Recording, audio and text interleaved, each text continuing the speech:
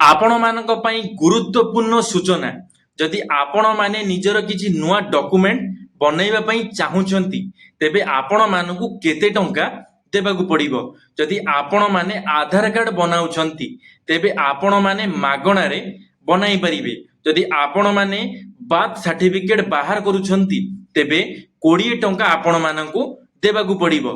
जदि आपण माने ड्राइविंग लाइसेंस बाहर करूछंती तेबे 350 टंका आपण मानकु देबाकू पड़िबो।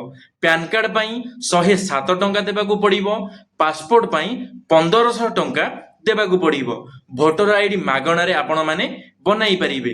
डेथ सर्टिफिकेट पई 50 टंका आपण मानकु देबाकू पड़िबो। कास्ट सर्टिफिकेट पई कौनसी टंका आपण मानकु देबाकू पड़िबो नाही। ये थिला किछि सरकारंकर नियम।